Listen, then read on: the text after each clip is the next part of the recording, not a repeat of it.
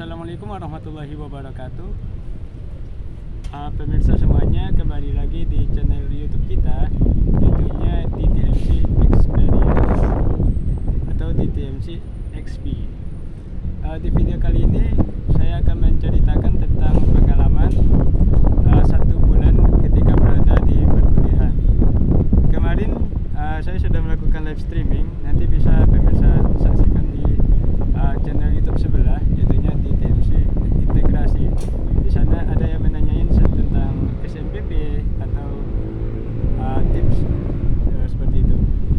Dan juga di DTMC Corner itu juga ada video tentang tips dari beberapa senior, beberapa alumni dari madrasah saya, yaitu Madrasah Aliyah Negeri Kota Solo.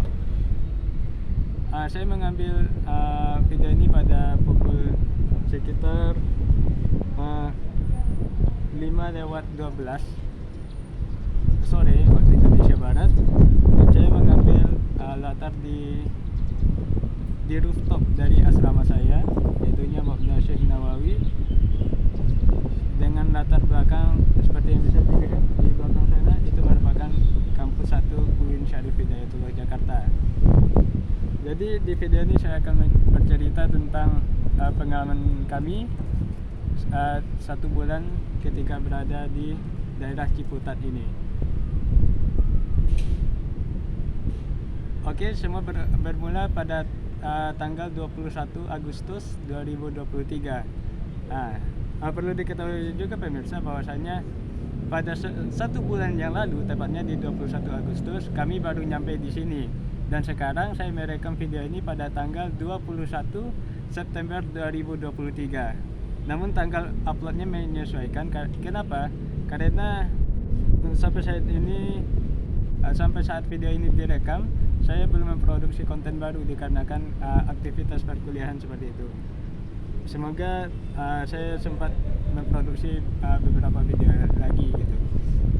Jadi pada tanggal 21 Agustus itu kami bersama keluarga itu pergi ke Bandara Soekarno-Hatta dari Bandara Internasional Minangkabau, yang dokumentasinya sudah ada di episode 2 dan episode 3 seperti itu. Kemudian pada malam harinya kami sudah mendarat di Mabna ini. Kami sudah datang ke Mabna ini sekalian untuk beristirahat gitu. Dan kami masih ditemani orang tua hingga tanggal 23 Agustus. Jadi selama 2 hari itu kami membereskan perlengkapan dan lain sebagainya seperti itu. Hingga kami dilepas penuh oleh orang tua kami pada tanggal 23 Agustus. Kalau dibilang mewek ya iya, tapi kami harus menetap di sini dalam rangka perkuliahan seperti itu.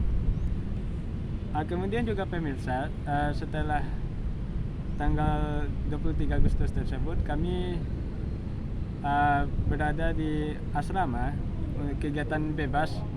Sembari itu kami kenal-kenalan, lalu kami juga menyelesaikan tugas untuk PBAK.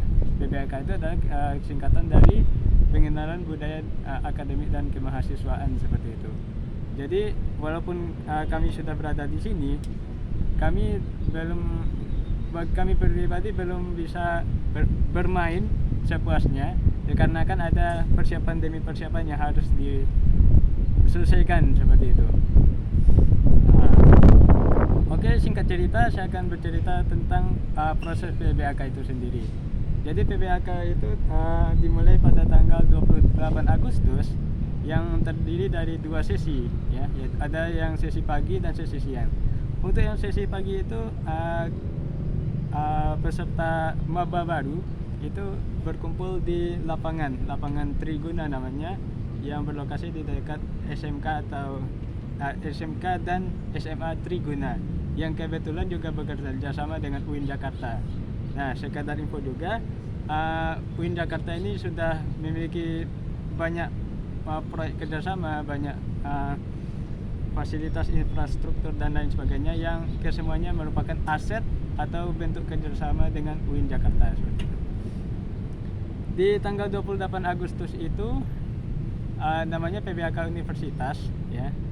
itu bagi yang berkumpul di lapangan tentunya ada seremoni dong, ada acara seremoni yang sebagaimana di ospek-ospek universitas lainnya. Itu hanya beberapa fakultas yang diundang, termasuk fakultas saya, itu Fakultas Sains dan Teknologi gitu. Setelah seremoni, upacara dan lain sebagainya, itu ada atraksi dari beberapa UKM atau unit kegiatan kemahasiswaan yang ada di UIN Jakarta.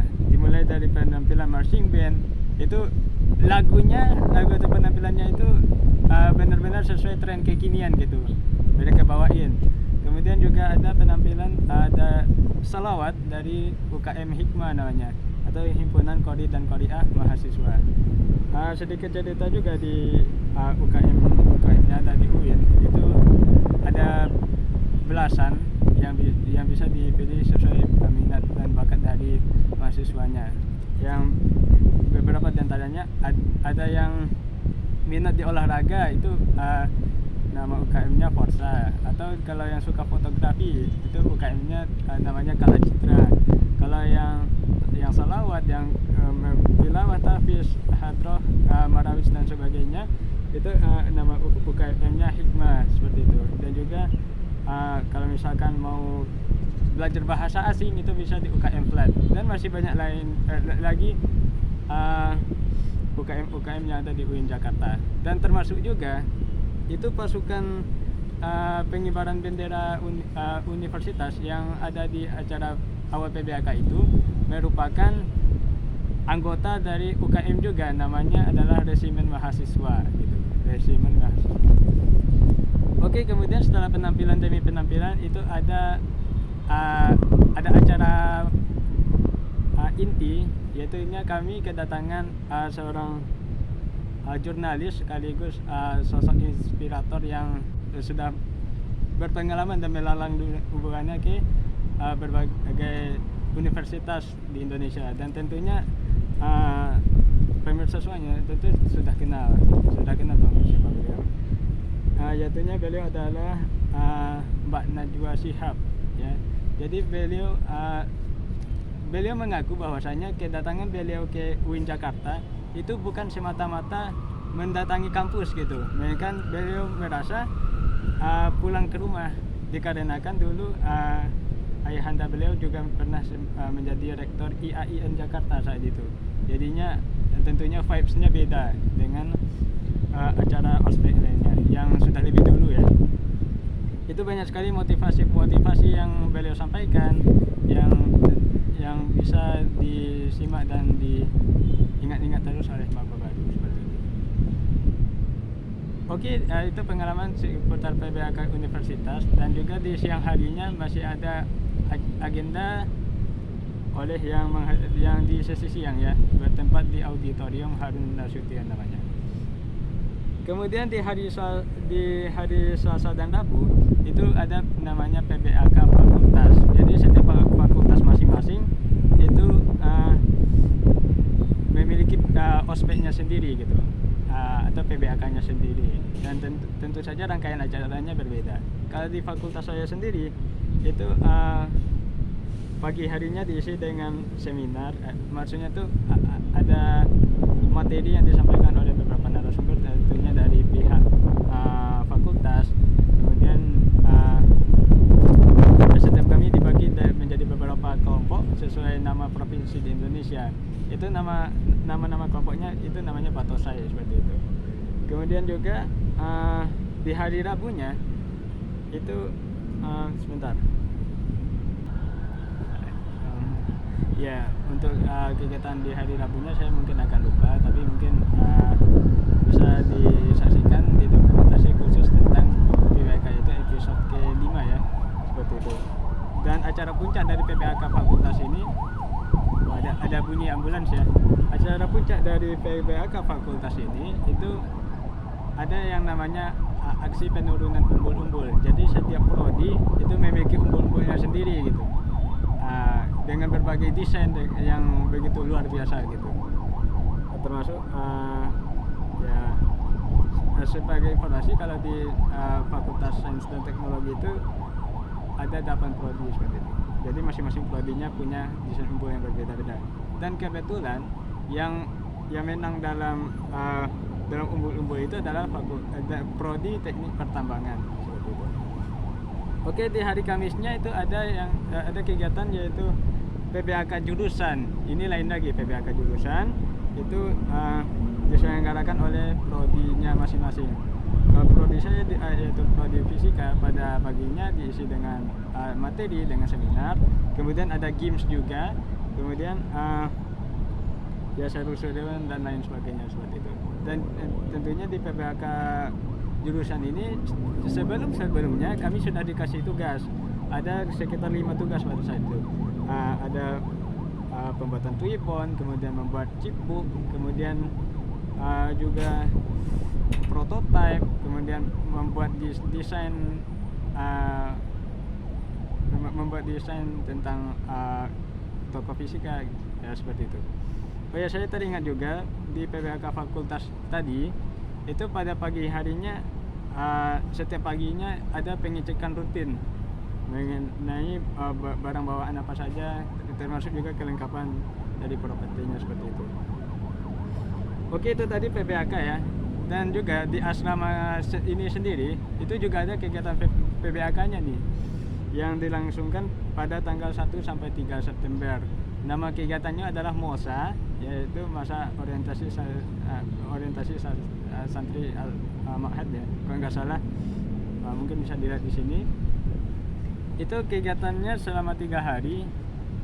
Yang pertama, di hari pertama itu ada materi yang disampaikan yang perlu kami catat, soalnya itu keluar daripada hari ketiga ya kalau nggak salah. Kemudian di hari kedua juga, dan di hari ketiga dari pelaksanaan MOSA ini itu ada kegiatan senam ya, ada kegiatan senam, kemudian kami berkeliling-keliling sepanjang rute yang tadi Ciputat. Kami mengunjungi beberapa mabna lainnya. Mabna itu istilah asrama kalau di sini, termasuk juga asrama-asrama putri seperti itu. Jadi keseluruhan asrama di UIN itu ada 6 jenis asrama. 3 untuk laki-laki dan 3 untuk perempuan, yang kesemuanya di bawah naungan UPT Ma'had Al-Jami'ah seperti itu.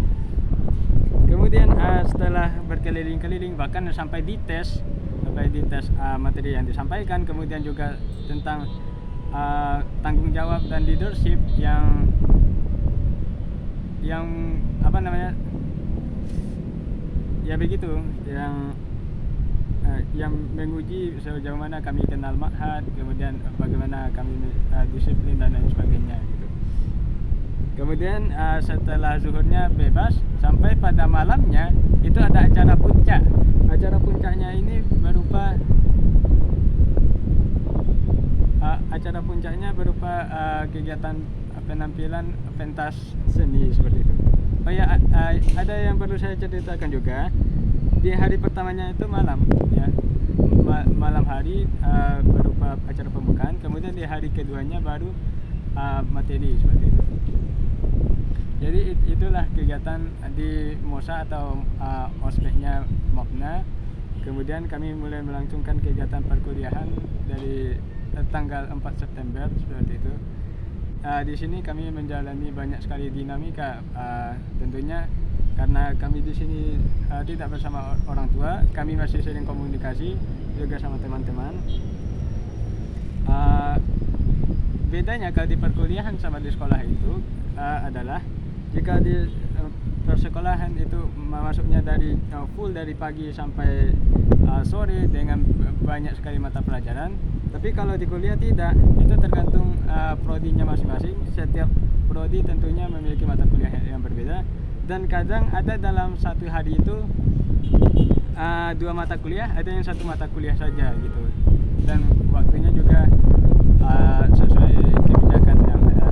Dan juga kelasnya itu dibagi menjadi kelas A dan kelas B. Kadang-kadang di hari satunya kebagian jadwal kelas A, di kelas B jadwalnya lain lagi seperti itu. Ya, kalau susah dan senangnya di sini selama 1 bulan terakhir, tentunya termasuk dalam kebutuhan hidup ya. Kami harus sering berbelanja, ya, beli nasi, beli lauk atau sambal seperti itu. Kemudian juga kalau misalkan ada kebutuhan tentunya harus kami beli secara cash atau kami beli online seperti itu dan lain sebagainya. Kemudian di asrama ini sendiri ya, tempat saya syuting ini, itu juga ada kegiatan yang biasanya rutin diadakan setiap malam ya. Untuk hari Seninnya itu ada materi tentang bahasa Arab.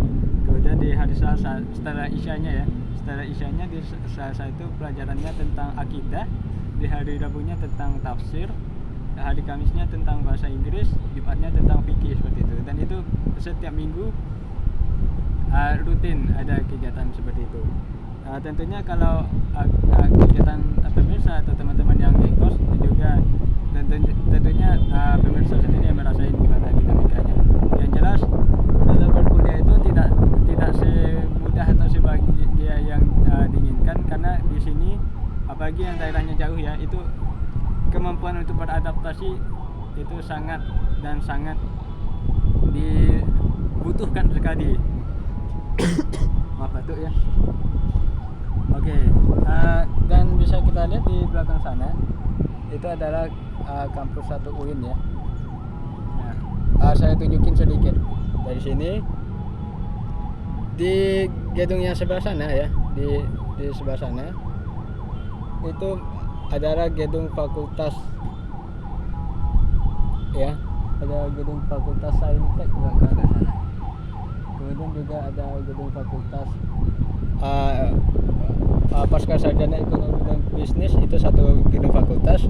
Kemudian di depan sana itu ada gedung fakultas FTKOM ya, yang di sini oh sayangnya jadinya besar. Nah, yang di sini itu gedung fakultas FTKOM dan Usuluddin itu ilmu tentang dasar agama, tentang ilmu Al-Quran, ilmu hadis dan lain sebagainya. Kemudian di sebelah kanannya itu ada gedung fakultas syariah dan hukum ya, gedung fakultas syariah dan hukum. Kemudian yang di sebelah sana ya, yang di sini ini dari depan gerbangnya langsung kelihatan. Nah, yang ini ya, itu adalah gedung fakultas tarbiyah dan keguruan. Jadi bagi yang mau jadi guru ya, itu tempat belajarnya ada di sana ya, di gedung tarbiyah. Dari gerbang UIN langsung kelihatan. Kemudian di belakang gedung tarbiyah itu ada gedung rektorat, auditorium, kemudian ada juga gedung fakultas dirasat Islamiyah juga ada di sana. Kalau di belakangnya ada taman ya, ada taman yang dengan maskot tulisan UIN berwarna biru, ada di belakang sana. Kemudian juga kalau di antara gedung fakultas sains dan gedung FTKOM itu ada 1 gedung. Mungkin di sana perpustakaan yang lama atau gimana, mungkin bisa dicari tahu lagi informasinya gitu. Dan yang di belakang sana yang kubahnya paling gede itu merupakan gedung perpustakaan ya. Gedung perpustakaan UIN di sana. Itu lantainya lebih banyak daripada gedung fakultas. Kalau gedung fakultas itu lantainya ada 7 ya. Kalau di perpustakaan mungkin hampir sama jumlahnya, namun lebih tinggi ya, lebih tinggi. Dan uniknya lagi di bangunan fakultas itu ada 2 blok ya, atau apa namanya ya, seolah-olah terdiri dari 2 bangunan, namun disatukan oleh bagian tengah yang di atasnya ada kubah ya. Dan itu sudah pernah saya dokumentasikan, saya juga sudah pernah ke sana. Dari sana pemandangannya bagus, termasuk pemandangan kota Jakarta seperti itu. Bisa kita lihat kota Jakarta dari sana. Oke.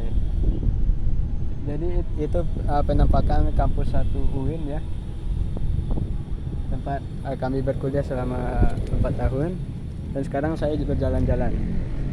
Nah, kalau ini adalah kubahnya asrama, besar sekali ya. Jadi ciri khas dari kampus UIN itu adalah kubahnya ya. di setiap bangunannya itu mesti ada kubah, hampir selalu ada kubah seperti itu. Nah, ini adalah pemandangan Ciputat pada sore hari. Sedikit info juga, meskipun namanya UIN Jakarta, namun secara geografis letaknya ada di kota Tangerang Selatan, tepatnya di Kecamatan Ciputat Timur namanya. Ini pemandangannya. Tuh di sana ada masjid ya, ada Masjid Fatullah, di sebelahnya lagi ada rumah sakit. Ya, ada rumah sakit. Ya, itu di sana yang gedung dirasat tadi ya. Kemudian jauh ke sana itu ada gedung Fakultas FISIP ya. Gedung Fakultas FISIP, Ilmu Sosial dan Politik ya. Jadi kalau yang namanya UIN itu bukan cuma ilmu keagamaan saja yang bisa dipelajari. Banyak sekali fakultasnya sejak transformasi pada 2002 yang lalu. Sudah banyak fakultas di sana, termasuk ilmu-ilmu umum. Kemudian di sana juga ada asrama putri ya, asrama putri yang 3 buah, yang salah satunya itu memang diperuntukkan untuk fakultas kedokteran. Nih, fakultas kedokteran ada di sana ya. Ya, seperti itu. Nah, ini pemandangan pada sekitar pukul 5:30 sore. Dan sebentar lagi kalau di sini itu sudah maghrib loh. Ya, sebelum pukul 6 di sini sudah maghrib. Kalau di daerah saya di Sumatera Barat, jam segitu itu masih waktu asar, karena biasanya di Sumatera Barat waktu maghribnya sekitar pukul 6:30 atau kurang seperti itu. Nah, kalau yang di sana itu Sekolah Umum Ekonomi Ganesha ya. Dan di sana itu juga ada asrama putra yang kubah putih di sana. Termasuk juga ada klinik di situ. Nah, ya, jadi begitulah ragam yang ada di sini di Ciputat Timur ya. Pemirsa, bagi yang bersekolah ataupun yang berkuliah, itu boleh dan boleh banget ceritain pengalaman-pengalaman yang ada di sana, selama sekolah gimana, selama kuliah gimana, termasuk juga tutorial survivalnya, bagaimana caranya agar bisa selamat. Sedikit diberitahu juga, kadang-kadang di sini melintas pesawat ya, pesawat yang menuju ke Bandara Soekarno-Hatta atau Bandara Halim, atau juga Bandar Udara Pondok Cabe, itu kadang pesawatnya melintas di sekitar sini. Nah, ini adalah apartemen di sana ya, di dekat asrama kami. Oke, cukup sekian cerita dari saya tentang kegiatan sebulan